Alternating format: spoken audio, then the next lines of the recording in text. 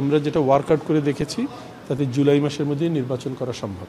আলাপ আলোচনা করে আমরা ডাকসু নির্বাচনের একটা পর্যায়ে উপনীত হয়েছি এবং এই ডাকসু নির্বাচন অনুষ্ঠানের জন্য মূলত শিক্ষার্থী সংগঠনগুলোর পক্ষ থেকে কিছু দাবি ছিল, বিশেষ করে গঠনতন্ত্র সংশোধনের ক্ষেত্রে। গত সিন্ডিকেটেও আমরা গঠনতন্ত্রের কিছু সংশোধন উপস্থাপন করি এবং সেগুলো নিয়ে আমরা আবার শিক্ষার্থীদের সাথে মতবিনিময় করি। সেই মতবিনিময়ের প্রেক্ষিতে আবার আজকে নতুন কিছু সংশোধন আমরা করি। তার মধ্যে উল্লেখযোগ্য সংশোধন হলো আপনার নির্বাচন কমিশনের সংখ্যা বৃদ্ধি করা। যদিও আমাদের আইনের শব্দটা নির্বাচন কমিশন নেই, আমাদের 2019 সালে যে সংশোধন হয় সেখানে একজন চিফ রিটার্নিং অফিসার এবং 5 জন রিটার্নিং অফিসার থাকার কথা।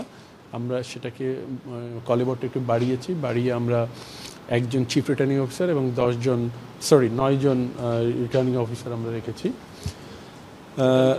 টোটাল 10 জন।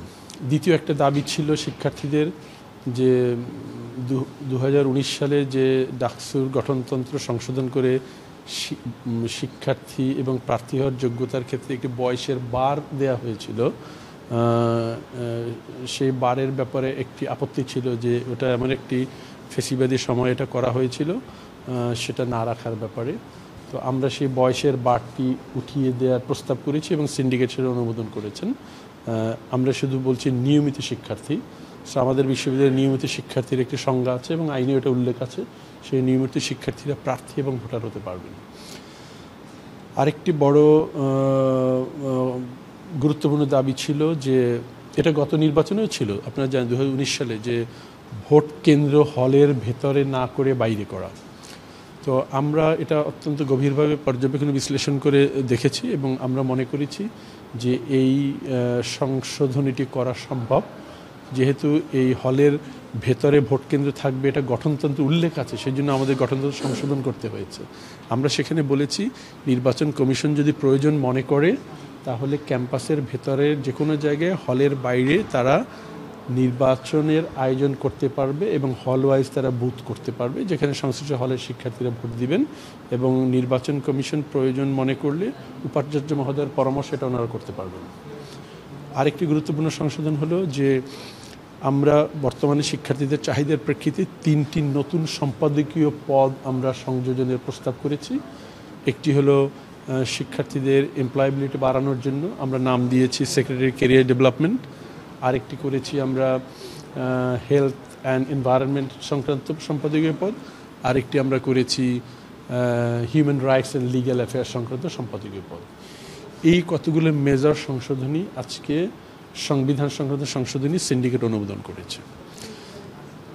দ্বিতীয়ত যে চূড়ান্ত বিষয়টি সেটা হলো নির্বাচন পরিচালনা করার জন্য যে চিফ রিটার্নিং অফিসার এবং রিটার্নিং অফিসার থাকার কথা, সেটা আমরা যেটা প্রস্তাব করেছি সিন্ডিকেট সেটা অনুমোদন করেছেন। সেখানে আমাদের চিফ রিটার্নিং অফিসার হিসেবে আমরা প্রস্তাব করেছিলাম মৃত্তিকা পানি পরিবেশ বিজ্ঞান আমরা উদ্ভিদ বিজ্ঞান বিভাগের অধ্যাপক ডক্টর মোহাম্মদ জসিমউদ্দিনের নাম, উনি চিফ রিটার্নিং অফিসার হিসেবে দায়িত্ব পালন করবেন।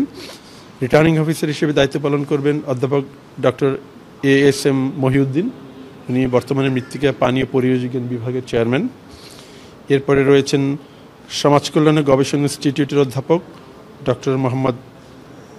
ডক্টর গোলাম রব্বানী, উনি থাকবেন। এছাড়া থাকবেন গ্রন্থাগার ও তথ্য বিজ্ঞান বিভাগের অধ্যাপক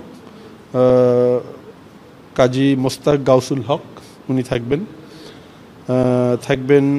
উন্নয়ন অধ্যয়ন বিভাগের অধ্যাপক ডক্টর কাজী মারুফুল ইসলাম, থাকবেন স্বাস্থ্য অর্থনীতি ইনস্টিটিউটের অধ্যাপক ডক্টর নাসরিন সুলতানা এবং ব্যাংকিং অ্যান্ড ইন্স্যুরেন্স বিভাগের অধ্যাপক ডক্টর শহীদুল ইসলাম জাহিদ, থাকবেন বাংলা বিভাগের অধ্যাপক ডক্টর তারিক মঞ্জুর, গণযোগাযোগ সাংবাদিকতা বিভাগের অধ্যাপক ডক্টর M শামীম রেজা এবং শিক্ষা গবেষণা ইনস্টিটিউটের সহযোগী অধ্যাপক জনাব শারমিন কবির।